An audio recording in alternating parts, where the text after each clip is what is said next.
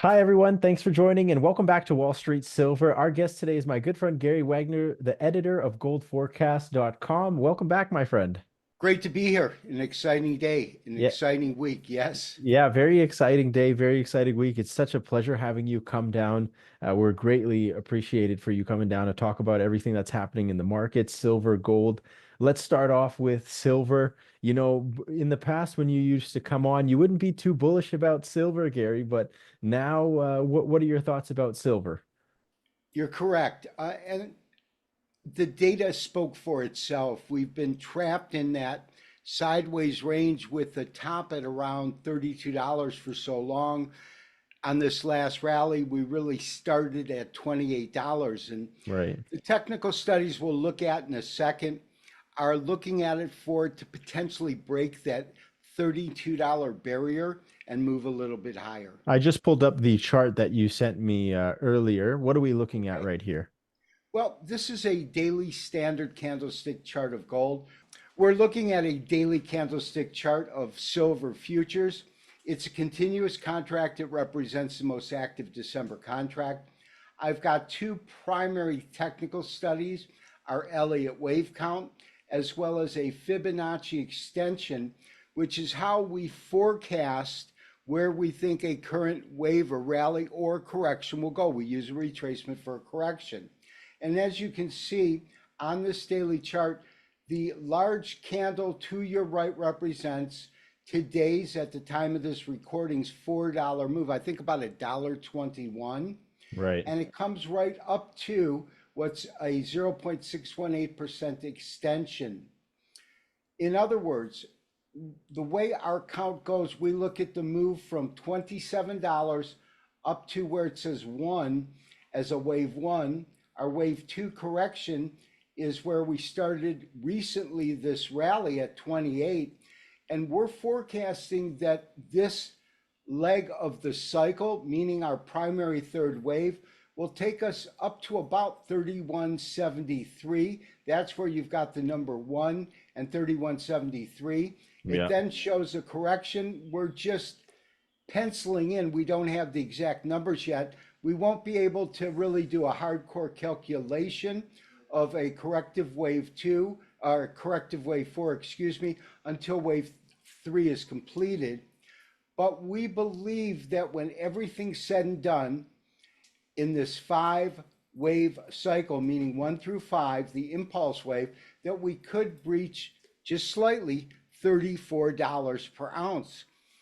And why that might not sound exciting when you consider silver's been to 50, we haven't seen silver really breach in much past $30.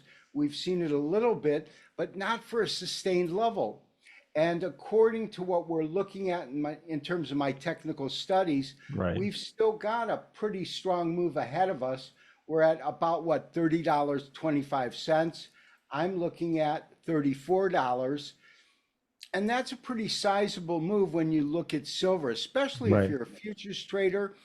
If you are what your guys are, silver stackers, the timing that we do on our premium show, our daily show, when we're buying for a futures trade, it's when a physical accumulation. There's about $15 trillion worth of physical gold in the world sitting there costing money rather than being used is just absolutely insane. Monetary Metals is bringing gold back into the financial world, putting gold to productive use right now. The problem with gold, of course, in physical form is that it's heavy, it's cumbersome, it's not particularly easy to ship, and it costs money to store in a protected manner. This platform Monetary Metals created is a proven concept and allows gold to be put to productive use, so that instead of sitting there costing you money, it's actually in use earning you money.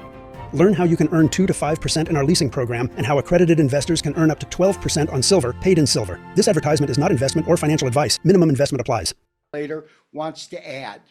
And if they're looking to lighten at certain points and then reallocate those funds later, it gives them somewhat of a timing as to how to do it. But I always say what I believe, and when I was bearish, I almost felt bad presenting a very dire outcome that it wasn't going to do a lot. And so it really pleases me to say that our technical studies, and they can be as wrong as anything, Right. but our technical studies are anticipating breaking $34. And that to me is exciting because we need to break above the recent tops if we're actually going to go into new uncharted territory.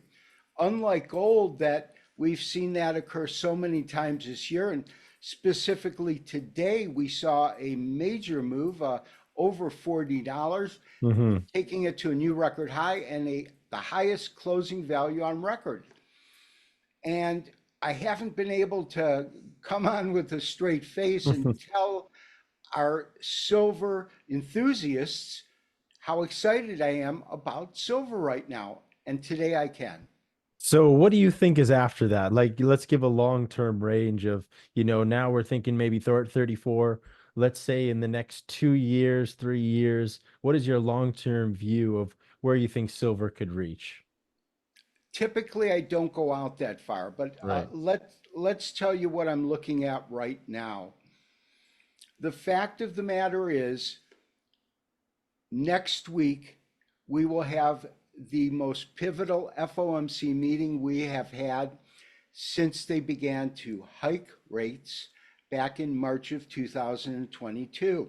Right. Both gold and silver have a negative correlation between interest rates because if you can get a guaranteed return in a fixed income treasury of 5%, and you're looking at the potential of a metal to move up 4 or 6% or 8% with risks, you're going to go for the fixed income. If you're like myself, and I believe many of your viewers, and I know you, that doesn't really regard fiat currencies as the most stable way to hold your equity, and that's why we purchase physical metals, be it gold and silver. I think that as interest rates come down, and so if the Federal Reserve cuts it by either a quarter or a 0.5%, that's the if card right now for next week's FOMC meeting. Right. It's not the single interest rate.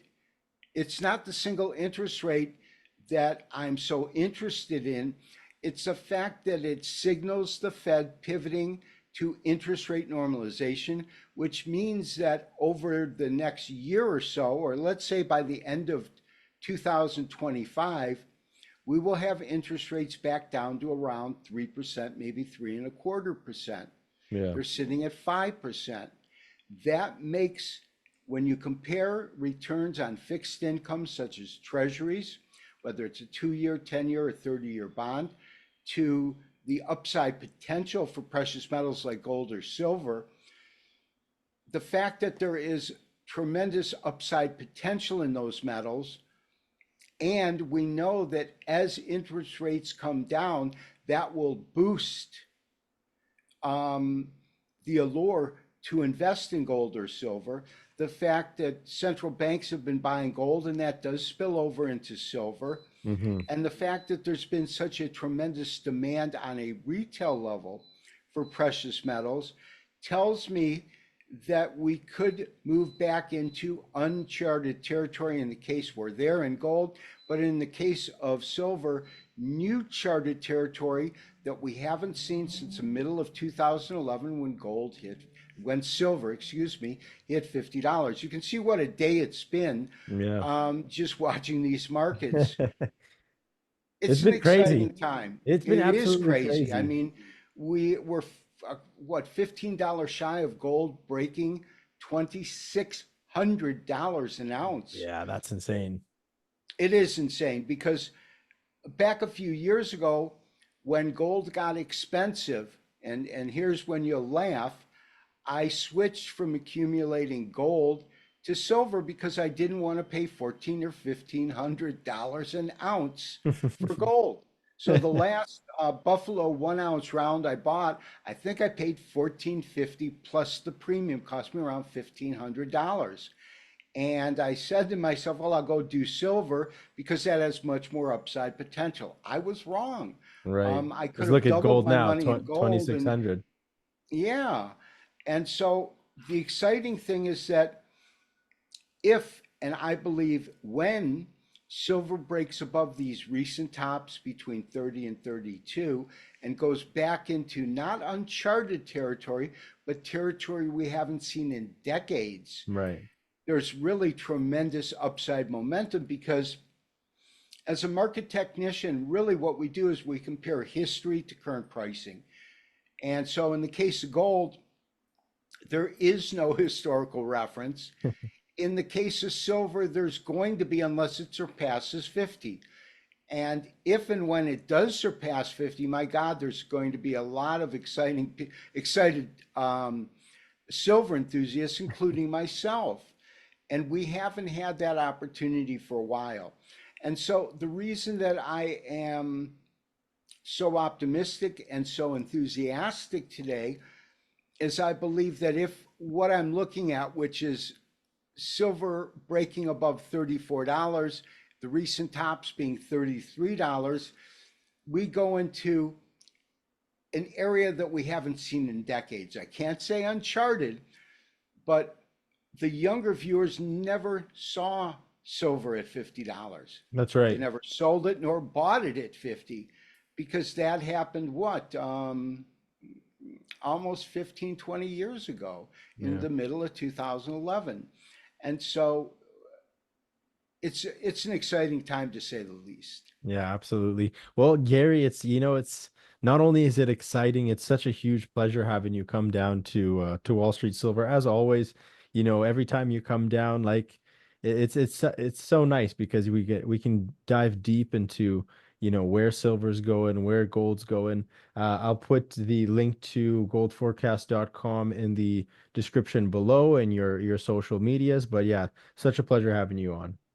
Thanks as always for having me. And I look forward to the next time we talk. And hopefully we'll be talking about $30 plus silver, right? Oh yeah, gold will be at 27, 2,800. We'll be My laughing. Yeah, well, my call by Q1 of next year is 27.